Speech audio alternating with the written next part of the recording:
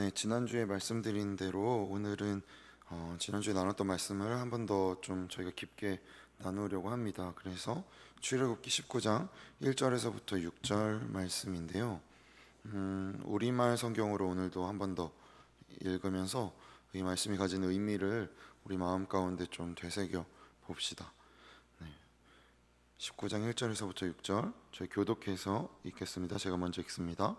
이스라엘 백성들이 이집트를 떠난 지 셋째 달 되는 바로 그 달에 그들은 시내 광야에 도착했습니다.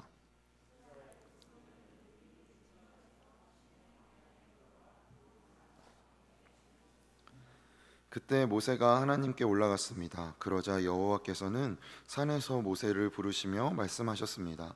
너는 야곱의 집에게 말하고 이스라엘 자손들에게 말하여라.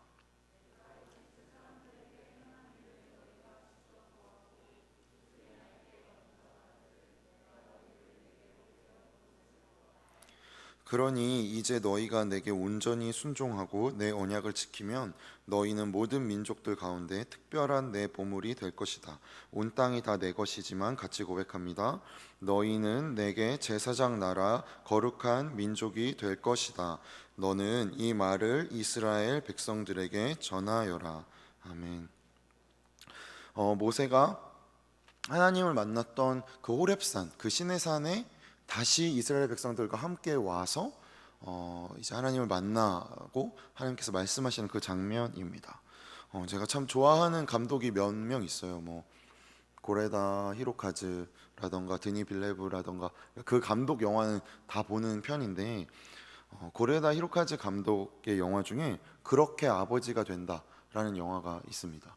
혹시 못 보신 분들, 보신 분들 있으세요? 이거 영화 보신 분들? 생각보다 굉장히 없네요. 충격적인데? 여러분, 일본과의 관계를 어떻게 풀 것입니까? 고레다 히로카즈의 영화를 봄으로써 우리가 일본을 용서하고 그들을 받아들이는 거죠. 저 진짜 그런 마음으로 보는데, 여튼 그렇게 아버지가 된다라는 영화가 있는데 진짜 꼭 보세요, 여러분. 꼭 볼 게 너무 많죠.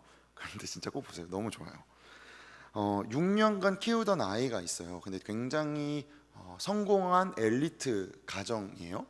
남자아이 하나를 이제 6년간 키웠는데 어느 날 산부인과에서 연락이 옵니다. 아이가 바뀌었다는 연락을 받게 돼요. 그래서 자신의 아이가 아님을 알게 된 두 가정이 만나서 서로 이제 아이를 교환하면서 이제 가족의 의미가 무엇인지를 이제 알아가는 영화인데, 이 영화에서 이제 주인공, 남자 주인공이 중의 주인공이 이제 자신의 아들이 바뀌었다는 것을 산부인과에서 알고 집에 돌아오는 차편에서 이렇게 차 문을 빵 치면서 역시 그랬군 하는 장면이 있어요. 역시 그랬군. 왜냐하면 승부욕이 넘치는 자신과 달리 자신의 그 아들은 상을 못 받아도 뭐 상관이 없는 거예요. 그래서 아빠가 묻죠. 너 분하지도 않니? 그러니까 나는 아무렇지도 않은데, 근데 그게 못마땅했던 거죠. 하지만 이제 이후에 이 아이를 바뀐 집으로 이제 보내고, 또 바뀐 집에 자신의 원래 유전자적 자신의 아들을 이제 키워서 일주일에 뭐 하루 이틀 이렇게 교환해 가면서 점점 시간을 보내는 거예요. 결국 바꾸기로 결정을 했으니까. 그래서 지내다 보니까 자신이 낳은 아들하고 이제 밥을 먹으면서도 어떤 습관이라던가 자기 안에 묻어있는 자기의 닮은 점을 발견하게 돼요. 그러니까 유전자 자식한테. 근데 그와 동시에 키운 자녀가 이 아이에게 내 삶이 참 많이 묻어있고 이 아이의 흔적이 내한테도 많이 묻어있구나를 발견하게 됩니다. 그래서 아이의 시선으로 이렇게 찍은 사진들을 보면서 그것을 이렇게 깨닫게 되는 장면이 나오는데, 우리도 알듯 우리가 부모가 자녀에게 남기는 것은 단지 유전자적인 흔적만이 아닙니다. 뭐 이렇게 눈썹이 닮았고 코가 닮았고 손가락이 닮았고 뭐 이런 것들만 담는 것이 아니잖아요. 어떤 생활의 습관, 그리고 뭐 이렇게 밥 먹으면서 혹은 어머니가 너 왜 이렇게 방 정리를 안 하니라고 혼냈는데 외할머니한테 들어보았더니 엄마는 더 했다더라. 뭐 이런 거 사실 쉽게 발견하게 되잖아요. 단순히 닮아 있다는 것은 그의 삶이 나에게 묻어 있음을 전제합니다. 마찬가지로 우리가 하나님과의 우리의 관계를 생각할 때 우리가 신앙생활을 통해 하나님을 알아간다는 것은 어떤 절대자에 대한 탐구이거나 혹은 굉장히 고매한 높은 어떤 신비의 존재를 우리가 이해하기 위한 어떤 노력일 수도 있지만, 우리가 더 알아야 하는 것은 우리가 이 신앙생활을 통해 아버지를 알아가고 있다는 것입니다. 아버지를 알아가고 있다는 사실을 기억하는 것이 굉장히 중요해요. 왜죠? 그가 아버지이시라는 것은 우리는 뭐라는 것입니까? 우리가 그의 자녀라는 뜻이기 때문입니다. 그래서 오늘 본문에서 하나님께서 초대하시는 이 말씀은 지난주에 또 나눴듯이 단순히 이 말씀을 지키면 너는 내 백성이고 이 말씀을 지키지 않으면 너는 내 백성이 아니야, 혹은 내 백성이었다가도 너는 취소돼, 혹은 너는 내 백성이 아니었지만 이 말씀 지키면 내 백성이 돼, 이지 않은 것이죠. 왜죠? 관계이기 때문입니다. 어린 시절 제가 이제 부모님이 아니죠, 주로 어머니한테 혼났을 때 차라리 내가 고아였더라면 이라는 상상을 한 적이, 저만 그런 겁니까? 있어요. 저는 있어요. 그런데 커갈수록 이런 상상이 얼마나 외람되고 부끄럽고 참 되게 철없는 상상이구나를 깨달아 가게 되죠. 제가 만약에 아침에 잘 일어나가지고 아침에 눈 뜨자마자 이불을 곱게 개고 다 정리한 다음에 키워주시는 부모님 안녕하십니까? 아침에 잘 일어나셨나요? 아무리 생각해도 키워주시는 부모님이 저에게 하는 거 보니까 제 친부모님이 아닌 것 같습니다. 저는 저의 친부모님을 찾아 나서겠어요. 해서 막 다리 밑에 가가지고 울면서 기다리고 있거나, 혹은 굉장히 좋아 보이는 분한테 가가지고 저희 부모님이 맞으시죠? 하고 다닌다면, 그죠? 이거 전문 용어로 뭐라 그러죠? 호로자녀라 그러죠. 호로자녀. 그렇잖아요. 그런데 우리가 하나님을 대하는 방법이 그렇다는 거죠. 그가 우리에게 어떠한 일을 행하는 것에 우리는 민감합니다. 내 삶에 왜 이런 시련을 주세요? 하나님 진짜 계신 건가? 와, 부모님 진짜 우리 부모님 맞아요? 라고 하는 거에 차이가 없죠, 여러분. 그런데 우리는 그렇게 신앙생활을 합니다. 그를 아버지로 대하지 않고 나에게 유용한 것들을 해결해주는 어떠한 신비한 존재로 가두어 놓고, 거기서 벗어나는 일들이 나에게 일어날 때 우리가 가두어 놓았기 때문에 그 벗어나는 일들은 잘못된 것, 혹은 그건 옳지 않은 것이라고 쉬이 여겨서 하나님의 존재 문제까지 연결지어서 진짜 하나님이 계신가? 정말 하나님이 그렇게 하시나? 라는 질문으로 연결시킨다는 것이죠. 잘못된 질문은 잘못된 답을 찾게 만들기 때문입니다. 창세기 5장 말씀 볼까요? 그 전에, 맞아, 이게 정말 중요한 거예요. 꼭 나누고 싶었는데, 이런 마음들을 가지고 사실 그런 것 같아요. 저도 부모님이 저를 엄하게 키우셨어요. 엄하게 키웠는데도 이 정도인 거 보면은 참, 그쵸? 근데 엄하게 키우셨을 때 사실 뭐 그렇게 크게 생각해보면 왜 그렇게 엄하게 키우실까라고 생각해보면 기대하기 때문입니다. 그죠? 이 자녀가 자녀답게 커가기를 기대하기 때문이에요. 그런데 부모가 자녀에게 기대한다는 것은 사실 축복입니다. 물론 대부분의 자녀들, 우리는 부모님의 기대를 축복으로 여기지 않지만 우리가 한 해 한 해 한 해 나이가 먹어가고, 그래서 어느덧 부모님이 결혼하셨을 때쯤에 나이가 내가 되고, 그리고 내가 아니면 그 결혼하신 나이를 내가 넘어서거나, 청년 송근한의 인생은 어땠을까? 청년 조정숙의 인생은 어땠을까? 라는 생각을 이제 자연스레 하게 되면 될수록 우리가 아빠를 아빠로, 엄마를 엄마로 더 이해하게 되죠. 그러니 사실 하나님과의 관계가 이와 같아서 하나님의 형상으로 지음 받았다는 사실은 우리가 삶을 살아가면서 우리가 신앙생활을 하면 할수록 하나님은 어떤 분이시지? 라는 질문으로 연결된다는 것이죠. 왜죠? 그가 우리의 아버지이시고 우리가 그의 자녀이기 때문입니다. 그렇게 창세기 5장 말씀 볼까요? 창세기 5장에서 아담의 계보를 시작할 때 아담은 이렇다라고 말하지 않고 창세기 5장 무엇이 나타납니까? 하나님의 창조가 나타나고 아담으로 이어집니다. 그렇죠.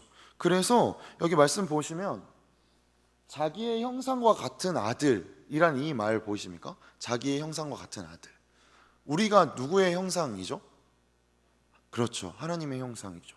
그것을 이어가고 있다는 것입니다. 여기서 말하고 있는 것은 그럼 무엇이죠? 우리 하나님의 자녀라는 뜻이죠. 그래서 하나님의 창조로 아담이 지어졌다. 하나님이 아담을 낳으셨다라는 의미와 같은 의미인 것입니다. 그런데 아버지와 이 아들, 아버지와 딸로 우리가 이해하지 않고 우리는 끊임없이 하나님 앞에서 무엇인가를 만드는 게 익숙합니다.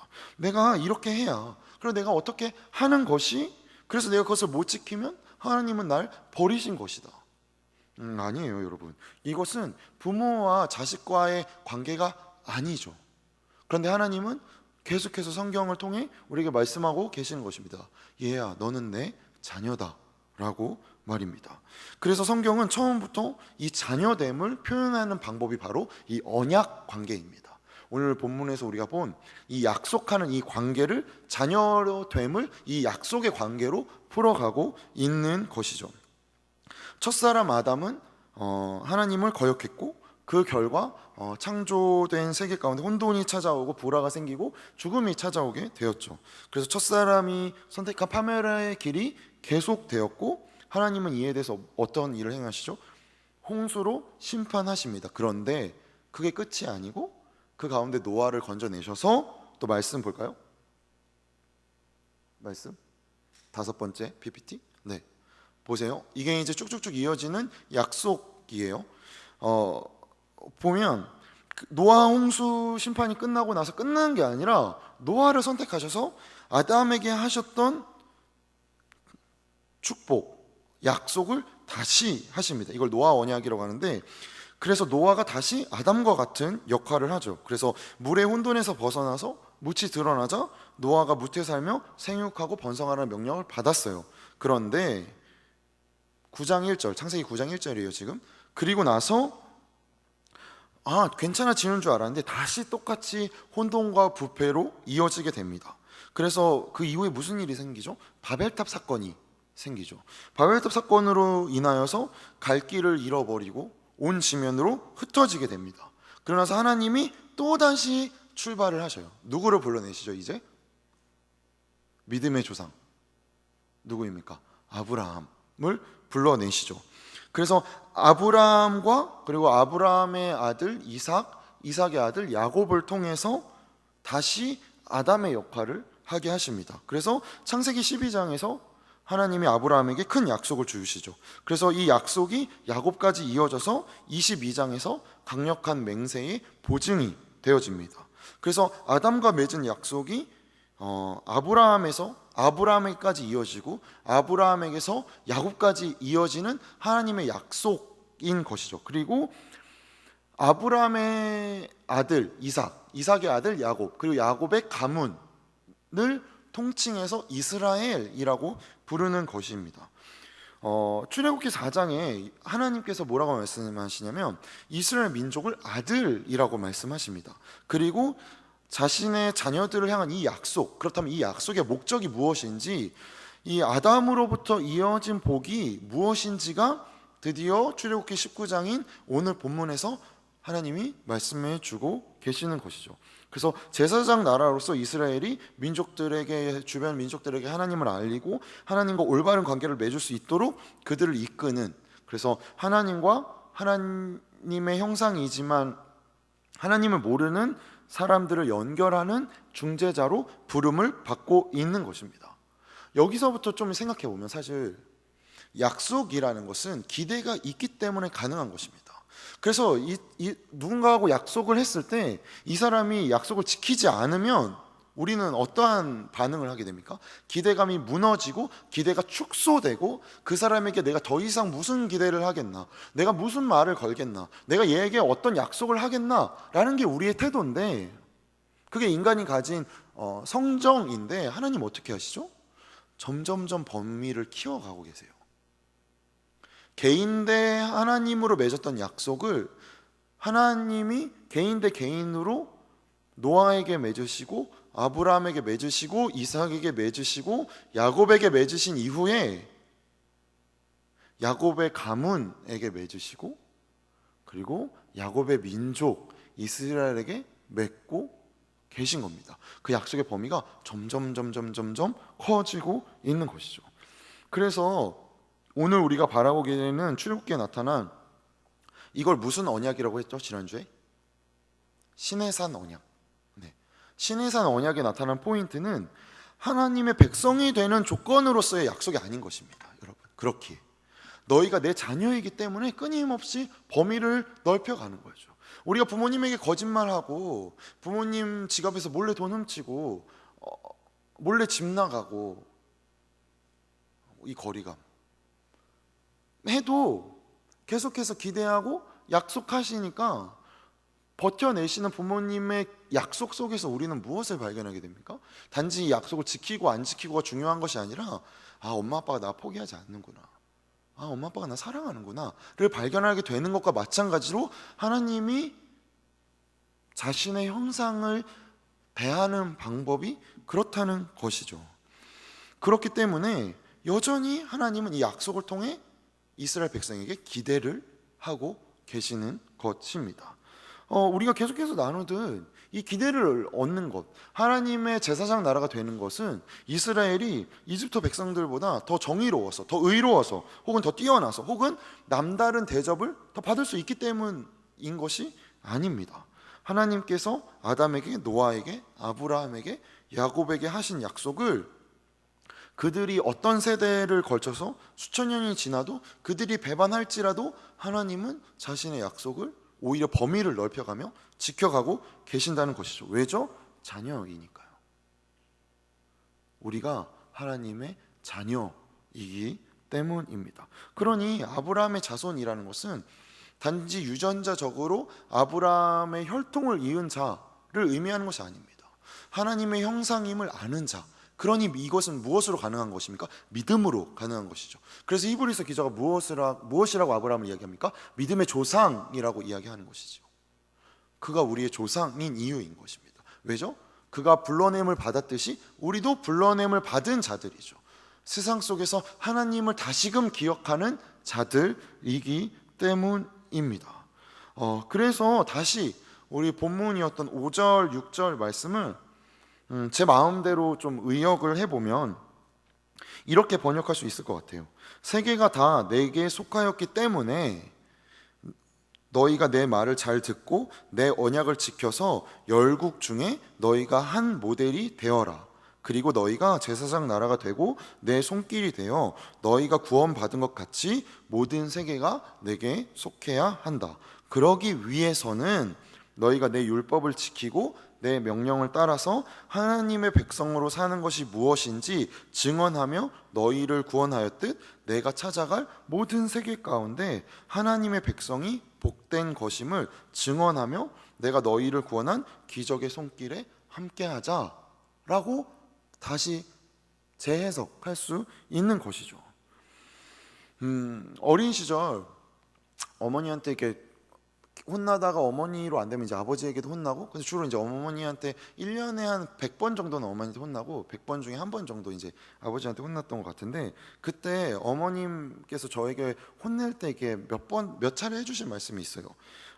저는 그런 거죠. 내가 목사 아들이어서 이런 핍박을 받는구나 라고 이렇게 생각을 했는데, 어머니가 저에게 목사 아들이 아니야, 그러니까 목사 아들이어서가 아니야, 하나님의 자녀이기 때문이야 하면서 거짓말하다가 들킨 저를 혼내셨어요.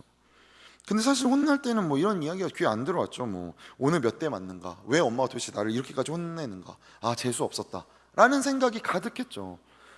거짓말이 주는 위험함과 내 존재를 깎아내리는 이 거짓말의 올무를 제 눈에 귀에 들어오지 않았습니다. 단순히 그냥 엄마가 왜 이렇게 나를 핍박하지? 뭐 이렇게까지 화낼 일인가? 라고 생각했던 거죠. 그런데 차츰차츰 나이가 들면서 이 어머니의 규칙, 거짓말하는 것은 하나님의 자녀다운 게 아니야, 그러니 하나님의 자녀답기 위해서는 정직해야 돼를 깨달아 가게 된 거죠. 요즘 문득 너무 정직해서 걱정인데 저 스스로. 근데 우리가 알게 되듯 자라남으로 이해하게 됩니다. 우리가 신앙생활을 함으로 하나님을 이해하고 그를 더 누리지 못한다면 점검해 봐야 되는 것이죠. 나의 신앙은 하나님을 알아가고 있는 것인가, 아니면 나의 원하는 만족을 채워가고 있는 것인가. 이것은 연수에 상관이 없습니다.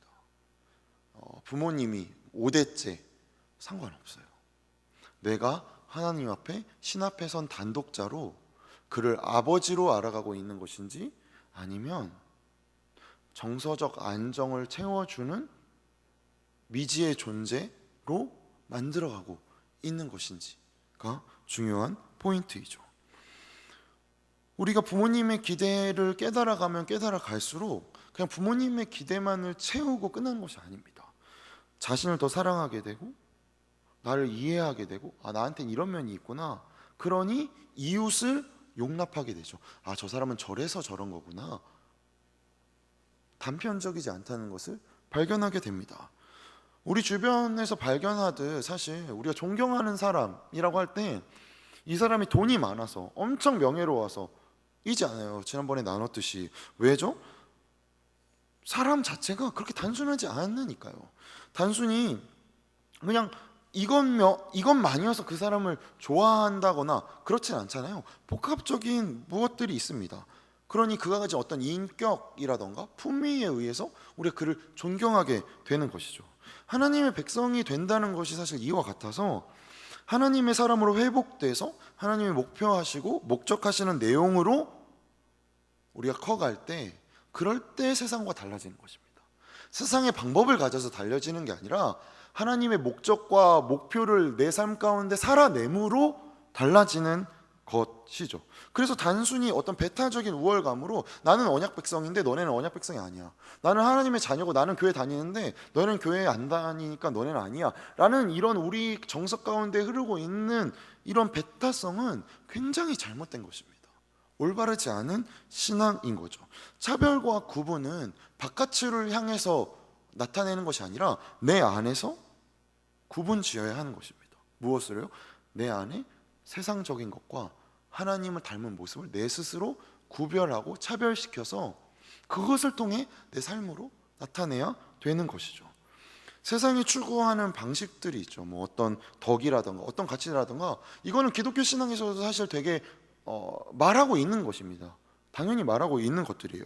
그런데 세상과 우리가 그리스도인이 다른 것은 무엇이죠? 세상은 이 가치를 통해서 나는 너와 다르다 라고 차별합니다. 이거를 우리가 뭐라고 말하죠? 자기의라고 말하죠.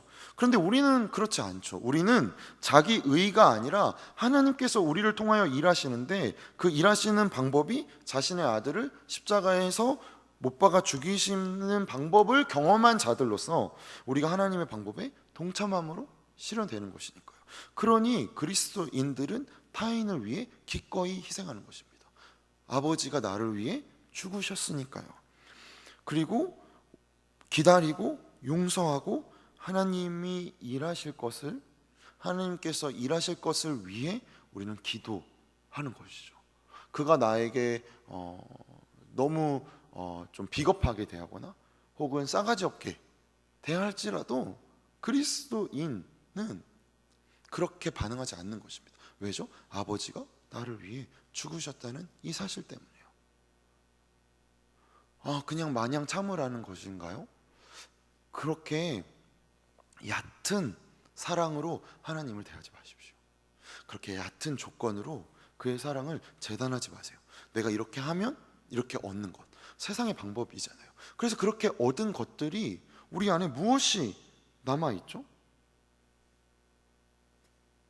그럼에도 끊임없이 우리는 무엇이 남는 것을 통해 세상에 살아가고, 교회에서도 그렇게 질문하고, 그래서 제가 이렇게 제자반 공부하면 저는 무엇을 얻을 수 있을까요? 그래서 제가 이렇게 하면 저는 그러면요, 제가 이렇게 하면요, 그는 우리를 위해 죽으셨다는 것을 믿는 것이 그리스도인입니다.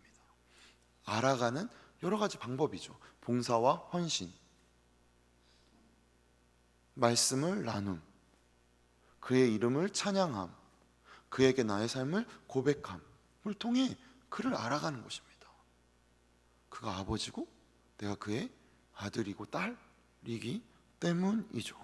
우리는 충고하고 논쟁에서 상대방을 이길 수 있다고 믿는 자들이 아닙니다.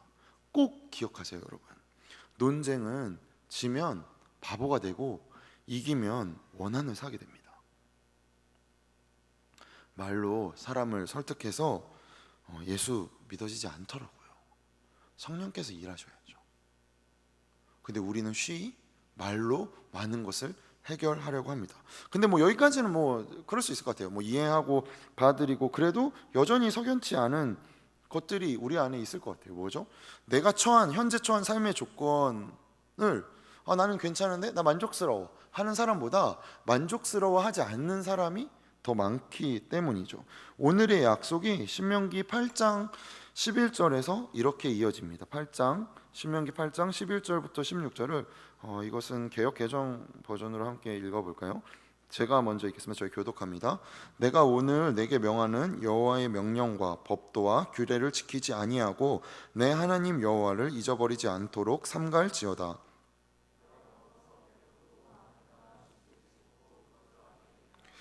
또 내 소와 양이 번성하며 내 은금이 증식되며 내 소유가 다 풍부하게 될 때에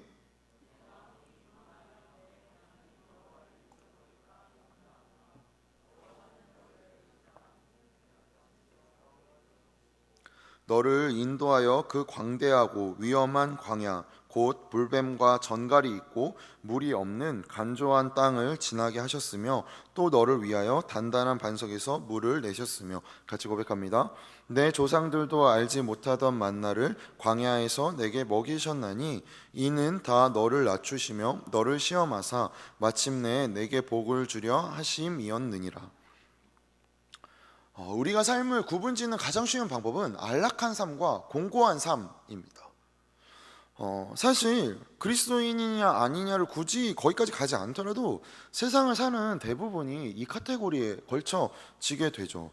신명기 말씀의 의미가 무엇이죠? 우리가 함께 지금 읽은 너가 안락하고 형통하여도 네가 잘해서 하나님 앞에 받을 것을 다 받았다고 여기지 말라는 것이죠. 우리가 하나님의 자녀다움을 통해 얻는 복은 우리가 안락해지고 풍부함 속에 거하는 것이 아니라 제사장 역할을 하는 것이기 때문입니다. 부하고 공고하고가 우리의 싸움과 고민의 대상이 아니라 내가 부요하다면 그 자리에서 하나님의 자녀 역할을, 제사장 노릇을 하고 있는가? 내가 공고하다면 그 공고함 가운데 내가 하나님의 자녀 역할을, 제사장 노릇을 하고 있는가에 관한 고민과 이러한 이야기가 우리의 삶에서 나타나야 하는 것입니다. 왜죠? 하나님의 자녀인 것 자체가 특권이고 권리이고 책임이기 때문이니까요. 그럼에도 우리는 고민할 필요 없는 기적을 원합니다. 돈 걱정 좀 안 했으면 좋겠고, 관계 걱정 좀 안 했으면 좋겠고, 결혼 걱정 좀 안 했으면 좋겠고, 취업 걱정 좀 안 했으면 좋겠고. 그러면 뇌에 있는 주름을 다리미로 쭉쭉쭉쭉쭉 다리는 것과 뭐가 달라요? 그죠? 뇌의 주름이 질수록 그만큼 사실은 더 부유한 것들을 바라보게 되잖아요. 더 이상 고민하고 싶지 않다라는 우리의 욕망은, 사실 고민하고 싶지 않다는 말은 바꿔 말하면 자유롭기를 포기하는 말과 같은 말입니다. 자유는 책임을 동반하고 책임이 있기 때문에 고민을 하는 것이기 때문이죠. 이렇게 우연히 보게 됐는데 메이브 빈치라는 작가의 체스트넛 스트리트라는 책이 있어요. 그 책에서 이런 글귀가 나와요. 눈으로 담아보세요. 집착을 사랑으로 여기는 몇몇 분들에게 선물합니다. 근데 사실 이거 이렇게 보면 집착하는 내가 아니라 상대를 생각하게 되잖아요. 근데 사실 동일한 말이죠. 누군가를 얼마나 사랑하는지 알려주는 가장 좋은 방법은 그 사람에게 자유를 주는 것입니다. 하나님이 우리를 사랑하셨기에 우리에게 자유를 허락하시는 것이죠. 그리고 우리는 그 자유를 통해서 각자에게 주어진 자리에서 제사장 역할을 감당하는 것이 이 언약 백성으로서의 역할입니다. 제사장 역할이 뭐라고 지난주에 나눴죠? 세상과 하나님과의 통로 역할인 것이죠. 근데 우리 대부분의 인생이 사실 그렇게 원만하지 않죠. 뭐 사실 스토리 없는 삶이 어디 있겠습니까? 이야기 없는 삶이 어디 있겠어요? 누구에게 이렇게 말하기 불편한 어려움이나 내 안에 이거 말하면 사람들이 나를 도대체 어떻게 볼까 하는 걱정들, 어떤 고난의 흔적들이 우리 삶에 분명히 모두에게 있습니다. 그러나 이러한 불편함과 어려움으로 인해서 우리가 아무것도 할 수 없는 것인가요? 아니죠. 그럴 수 없죠. 그렇지 않다고 성경은 말하고 있는 것입니다. 우리가 살고 있는 지금 현재 내 삶을 내가 어떻게 이해하는지, 나라는 존재가 어떠한 존재인지를 그럼에도 불구하고 이해함으로 내 삶을 어떻게 살아가느냐, 과거에 얽매이지 않고 다시 새롭게 출발할 수 있는 그 힘이 바로 오늘을 허락하시는 하나님의 은혜인 거고, 오늘 이렇게 허락하심으로 하나님께서 우리를 자신의 자녀답게 키우시기를 포기하지 않고 계신다는 하나님의 약속의 빛이 바로 오늘의 태양인 것입니다. 내일의 태양이 그리고 뜨겠죠. 왜죠? 하나님 계속 자신의 약속을 이루시기 위해 우리를 기대하시고 사랑하시고 기다리시니까요. 그럼에도 여러 가지의 이해들이 우리를 혼란스럽게 합니다. 신약 시대, 지금 우리가 신약 시대를 살고 있는데 초대 교회의 갈라디아 교회의 상황도 이와 같았습니다. 여러 가지의 풍조들, 로마의 철학들과 뭐 여러 우상들, 뭐 지금으로 따지면은 어떤 맘모니즘이라고 할 수 있겠죠. 뭐 돈, 지금으로 따지면 어떤 뭐 트렌디한 무엇들이 그 당시에도 다른 모습으로 굉장히 많이 횡행했어요. 그런 갈라디아 교회에 바울이 이런 편지를 보내요. 갈라디아서 5장 22절입니다. 22절, 23절 함께 읽을까요? 같이 고백합니다. 오직 성령의 열매는 사랑과 희락과 화평과 오래 참음과 자비와 양선과 충성과 온유와 절제니 이 같은 것을 금지할 법이 없느니라. 갑자기 뜬금없이 성령의 열매 같죠? 근데 생각해 보세요. 예수님께서 부활하신 후에 요한복음 20장에서 안식 후 첫날을 우리가 기념해서 주일을 지키는 거죠. 안식 후 첫날 저녁 때 제자들에게 나타나셔서 무엇라 말씀하시죠? 평강이 있을지어다. 두려워하던 제자들에게 평강이 있을지어다 라고 말씀하시면서 아버지께서 나를 보내신 것 같이 나도 너희를 보내노라고 말씀하십니다. 그리고 이렇게 이야기하시죠. 22절 봅시다. 함께 고백합니다. 이 말씀을 하시고 그들을 향하사 숨을 내쉬며 이르시되 나를 보내신 것 같이 우리도 보냄받은 자들입니다. 이것이 무엇이죠? 이것이 제사장 된 역할이죠. 그리고 우리에게 주어진 것들이 있습니다. 성령입니다. 이 성령의 열매가 무엇이죠? 사랑과 희락과 화평과 오래 참음과 자비와 충성과 온유와 절제입니다. 그런데 생각해보면 이 하나하나를 따져보면 이것이 유용한 것이거나 어떤 기능적이거나 사실 뭐 쓸모 있는, 가지고 있으면 내가 뭐 부자가 된다거나 내가 더 똑똑해진다거나 사람들이 나를 더 대단하게 본다거나 하는 것들이지 않아요. 사실 이 성령의 열매들이, 그죠? 그런데 바울이 여기에 한 가지 조건을 붙였어요. 기억하시나요? 여기 바울이 무슨 조건을 붙였었나요? 이 같은 것을 금지할 법이 없다고 말했습니다. 이것은 무슨 말입니까? 이건 어떠한 상황이나 조건이 되어야 맺히는 열매들이 아니라는 겁니다. 어떠한 상황이나 조건에도 불구하고 맺어질 수 있는 열매라는 것이죠. 내가 부유하든 가난하든 내가 기쁘든 슬프든 내 삶이 이해가 되든 이해되지 않든 우리가 하나님이라는 큰 나무에 붙어있는 가지라면, 우리가 그의 자녀라면 자연스럽게 열매 맺게 되는 열매라는 것입니다. 그래서 위기에 사랑이 찾아옵니다. 못 버틸 것 같은 두려움 가운데 절제와 오래 참음이 나타나게 되는 것이죠. 세상은 이것 때문에 사랑하고 이것 때문에 참고 이것 때문에 온유하지만 우리는 온유하고 우리는 절제하고 우리는 사랑하는 것입니다. 왜죠? 우리가 하나님의 자녀이기 때문이죠. 그래서 우리의 존재를 통해 어떠한 상황 가운데도 불구하고 우리는 열매 맺을 수 있는 존재다로 커가는 것입니다. 자라가는 것이죠. 이것이 우리가 세상 속에서 빛과 소금의 역할을 감당하는 방법인 것입니다. 이것이 우리가 세상 속에서 제사장이고 거룩한 민족으로 살아가는 방법인 것이죠. 진리를 찾기 위해, 내 삶을 만족시키기 위해, 나의 마음의 평안함을 위해 수많은 곳을 기웃거리는 사람들이 있고, 우리도 때때로 그러한 모습을 보입니다. 그러나 우리는 그러한 세상 가운데 진리가 무엇인지를 보여주는 통로가 되어야 합니다. 내가 그리스도인이라는 사실을 단순히 술 안 먹고 담배 안 피우는 것으로만 증명한다면 얼마나 값싼 것입니까? 똑같이 이기적이고 똑같이 내 만족을 쫓고 똑같이 몰래 무언가를 하는데 나는 그리스도인이어서 술을 안 먹습니다, 나는 그리스도인이어서 담배 피지 않아요 로만 구분된다면 이게 얼마나 참담한 일이에요. 보여줘야죠. 오래 참고 온유하고 기다리며 포기하지 않고 사랑함으로. 왜죠? 하나님의 자녀니까요. 다른 무엇이 필요한 것이 아닙니다. 하나님의 자녀니까요. 우리의 부모가 나를 버릴지라도, 나를 사랑하는 사람들이 나를 다 떠나갈지라도, 세상 사람들이 나를 몰라줄지라도, 우리 이거 매주 종종 하는 찬양 아닙니까? 찬양은 왜 하는 것이죠? 우리 삶에서 겪은 것을 하나님 앞에 고백하는 행위이죠. 치열한 흔적들을 두려움 속에서 맞이하십시오. 두려움이 없지는 않죠. 불안하지 않을 수는 없습니다. 그러나 두려움과 불안함 속에서 맞이하세요. 그럴 때 하나님이 여러분에게 성령의 열매를 허락하십니다.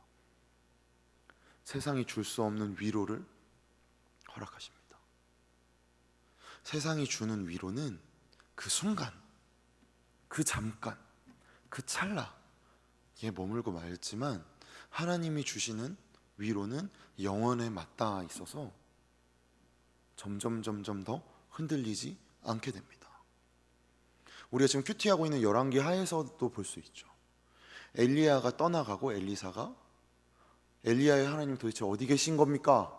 하고 울부짖습니다. 그의 능력을 받았는데 그가 기뻐하는 것이 아니라 울부짖어요.